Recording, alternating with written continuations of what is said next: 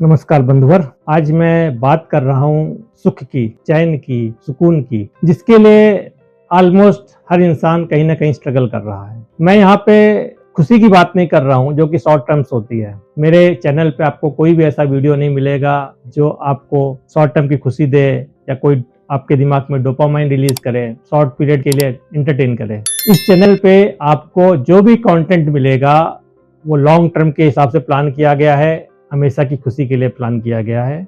जब मैंने इस लॉन्ग टर्म के सुख को समझने का प्रयास किया, अपनी रिसर्च की, तो तमाम तरह के आर्टिकल्स मिले, तमाम तरह की बुक्स मिली, तमाम तरह के इंटरनेट पे डेटास मिला। उसमें जो मुझको सबसे सटीक या जो मेरे दिल को छूता है वो लगा, वो एक कविता है।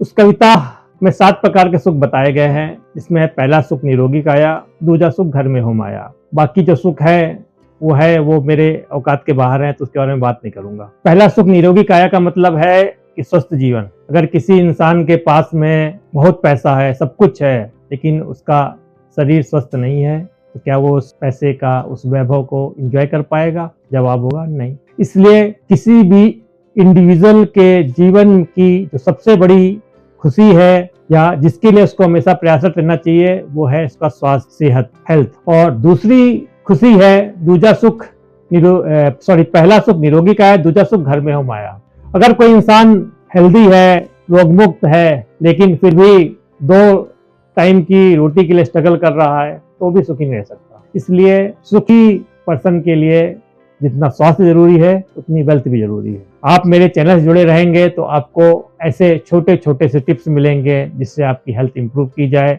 और ऐसे छोटे छोटे से टिप्स मिलेंगे जिसमें आपकी धन संपदा में और समृद्धि में वृद्धि हो।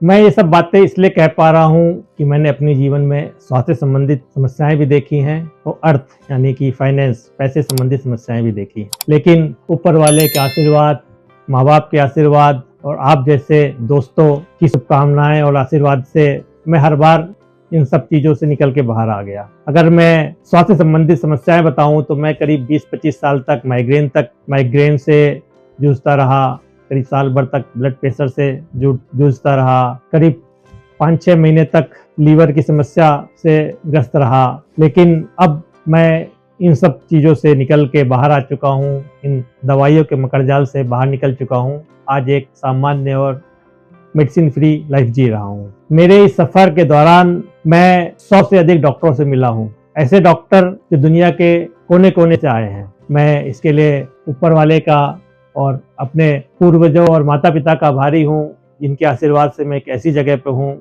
जहाँ पे मेरा जो हेल्थ इंश्योरेंस है वो मेरे एम्प्लॉयर, मेरी कंपनी मैनेज करती है, उसका पे करती है। मेरे को दुनिया के बेस्ट डॉक्टरों का एक्सेस है।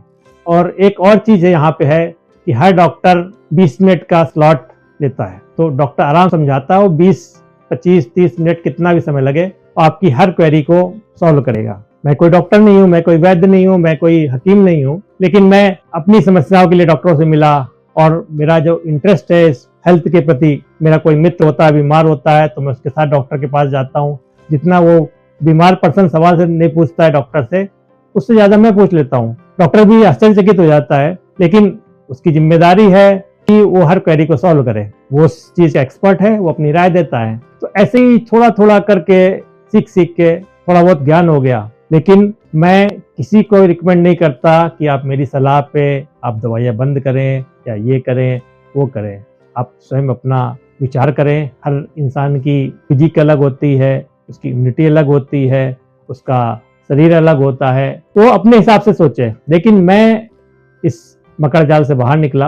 आप अपने हिसाब से देखें, आप उतना कर सकते हैं या मुझसे बेहतर कर सकते हैं। साथियों, अगर आप चाहते हैं कम बीमारी, कम टेंशन, कम तनाव, दवाइयों के मकर जाल से मुक्ति, एक सुरक्षित भविष्य, तो मेरे चैनल को अभी सब्सक्राइब करें। अगर आपको मेरी बातें सच्ची लग रही हो तो लाइक करें, वीडियो में कमेंट करें और अपने मित्रों और साथियों के साथ शेयर करें। आपने अपना समय दिया, उसके लिए मैं आपका बहुत बहुत शुक्रगुजार हूँ। धन्यवाद, आभार।